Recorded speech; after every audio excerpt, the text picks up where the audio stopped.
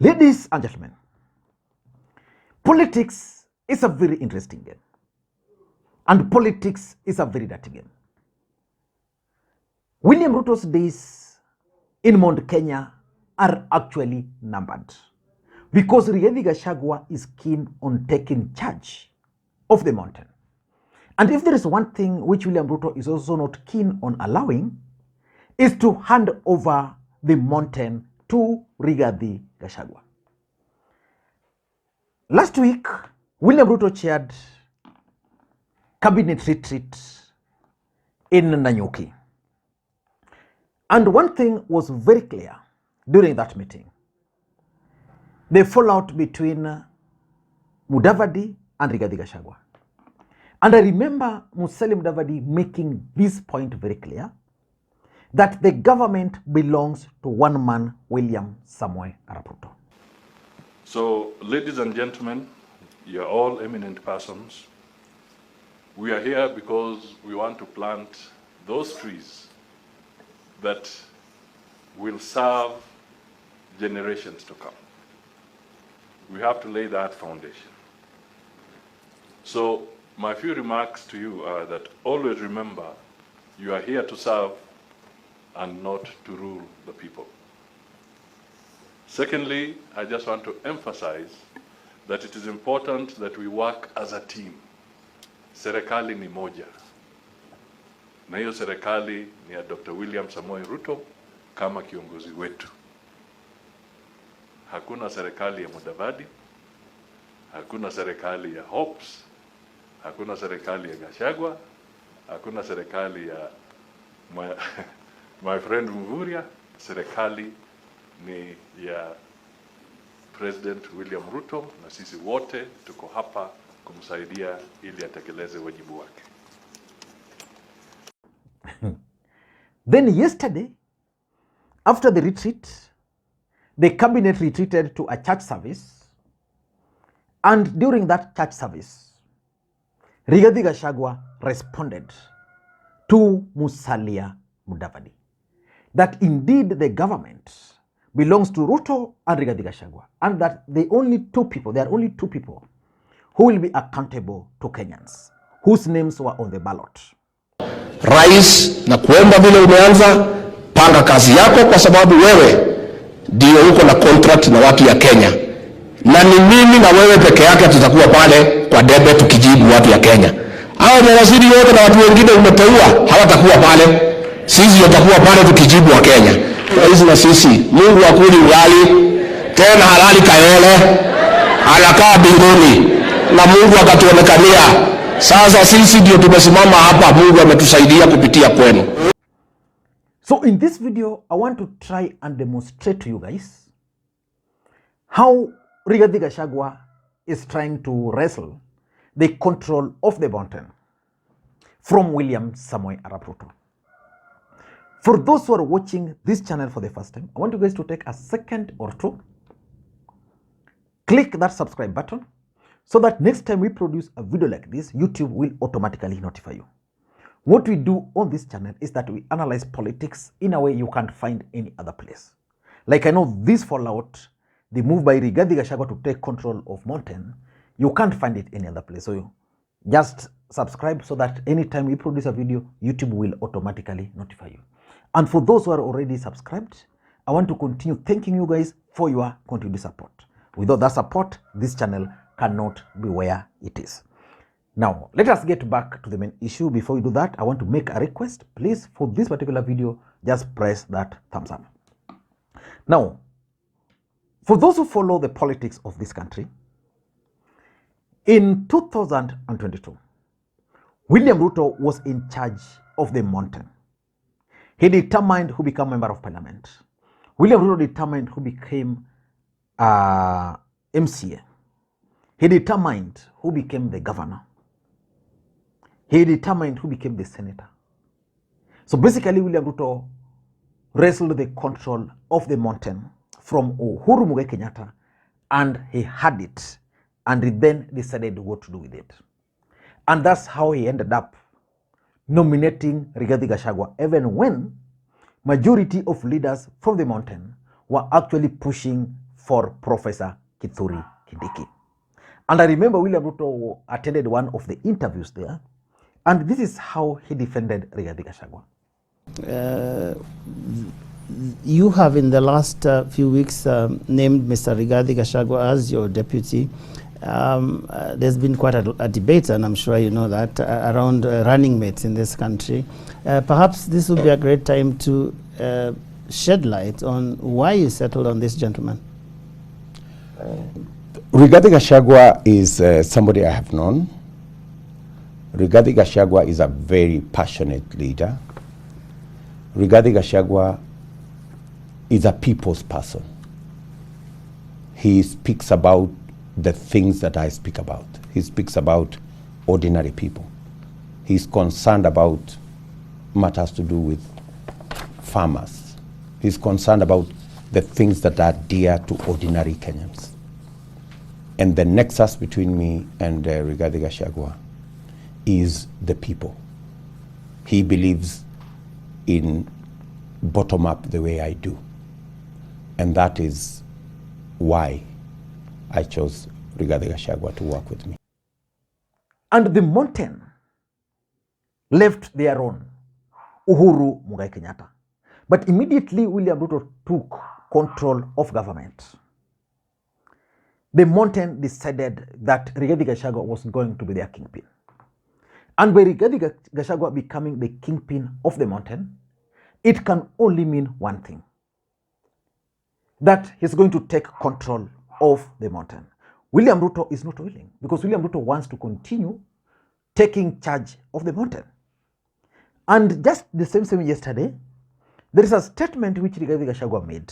I want you to listen to it again, so that you can understand what I mean when I say that Rigathi Gachagua is going to take charge of the mountain. Na uliponipatia kiti ya running mate ukakubaliana na wewe, mimi nilale hapa kwa mlima nichunge ile iko kwa mkono, kwa sababu nilikuambia rais, kwa kwetu kuna msemo unasema wathoa iti wa mugwaja unaduna makana kidogo kenda.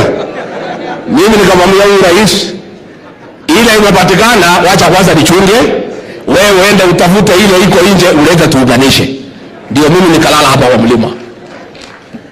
Kwa hivyo mimi hao makasisi wetu wameomba wakuje Ikulu pale Nairobi. Viongozi hakuna haja sisi kwenda Nairobi, tuko na Ikulu yetu hapa ya Sagana. Ama mnataka waende Nairobi? Si tuko na Ikulu yetu hapa. In that speech, if you are keen, Rigathi Gachagua is basically trying to suggest that it's him who delivered the mountain to Kenya Kwanza or to Ruto. Because according to him, William Ruto told him to concentrate on the mountain as he went outside other places, probably to look for Mudavadi at the rest, because the mountain was already there. Rigathi is trying to suggest that it's him who then delivered the mountain. And that is a big challenge for me, if you ask me, for William Samoei Arap Ruto. Because William Ruto cannot go out there again and then suggest that Rigathi Gachagua was just part of the formation. He can't go publicly. But Rigathi Gachagua is now reminding him that it's me who delivered the mountain, something which is complete lie. The mountain was under the grip of Ruto.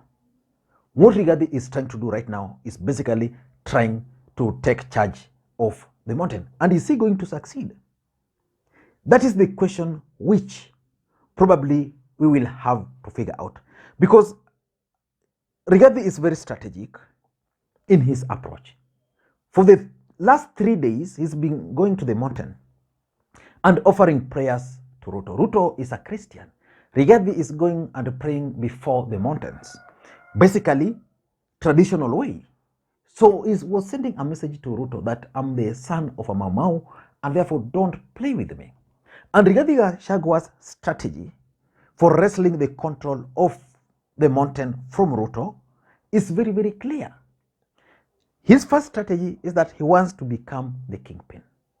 You know, for Rigathi Gachagua to be identified as the kingpin, he must enjoy the support of the mountain.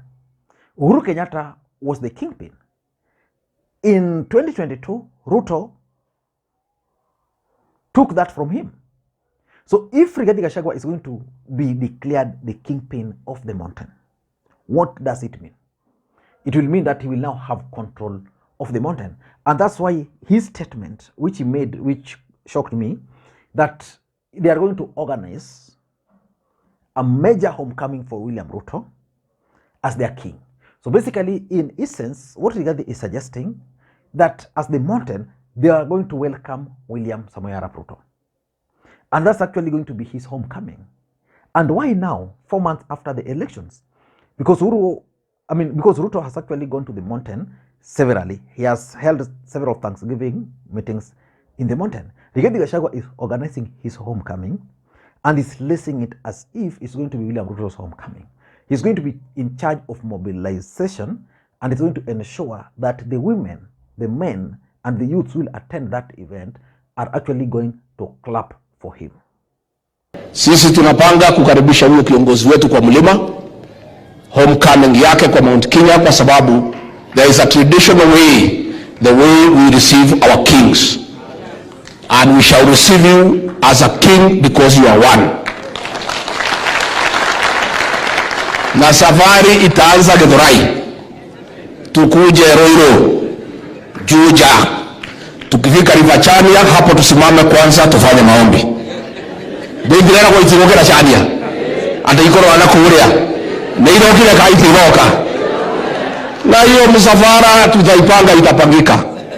Tukuje mpaka Keno, tuingie hapo Maragwa, Murang'a, Sagana, Kagio, Kutus, Kerogoya, Kagumo, Kiagai, Karatina, Nyeri, Chaka, mpaka State Lodge Sagana. Alafu hapo ndio sisi tutafanya ibada ya Thanksgiving katika watu ya mlima. Na baadaye tutafanya mkutano ya viongozi ya Sagana 1, tuongee mambo ya maendeleo, mambo ya kahawa, majani chai, maziwa, viazi, mambo ya maji, mambo ya barabara. So he wants to be the kingpin. So that's his first strategy. The second strategy is that Rigathi Gachagua is now appearing as if he's the defender of the mountain. William Ruto is no longer the defender of the mountain.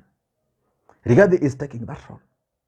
And by doing that, he's going to move very close to the hearts of the voters of the mountain. For example, Rigathi Gachagua is talking about matatus in Nairobi. Rigathi Gachagua is talking about bus in Nairobi. Not from another lens, but from the mountain lens. The other day, you had Rigathi Gachagua making it very clear that the next appointments will be Kamau, Njuguna, Omondi. Kamau, Njuguna, sijui nani, Kiprore, Kimani, Njuguna, Woto, Waweru, blah, blah, Wafula. That they are going to take a big chunk of the appointments. So basically, it's now appearing as the defender of the mountain. So which means if you will disagree with Ruto on a matter like TAP, that's going to mark the end of William Ruto, because he shall have already moved and occupied a special place in the hearts of majority of the voters of the mountain. So that is his second strategy. His third strategy is what I can call Ruto Mudavadi factor. You know, Ruto is also playing smart. He's checkmating Mudavadi, and he's also checkmating Rigathi. Just today, William Ruto issued executive order, and in that executive order, he has assigned Musalia Mudavadi several roles in government. And I was asking myself, why would we do that? And that is what Rigathi is taking advantage of. Ruto Mudavadi factor.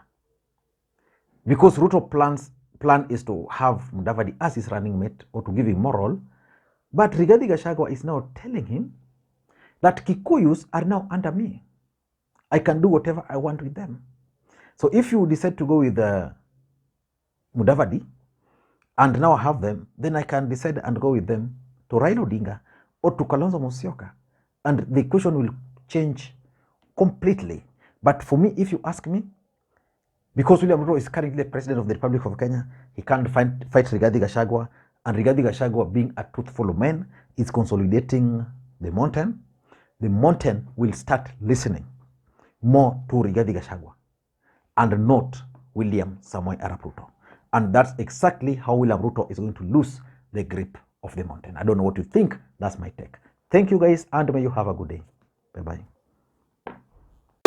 Tuendelee kumwombea rais. Tumekuta Kenya ikiwa na shida. Hata mimi umeona juzi nimeenda pale kwa Mlima Kenya saa 11. Mliniona? Nikamwombea huyu rais wetu. Kwa sababu tunaomba Mungu ampatie hekima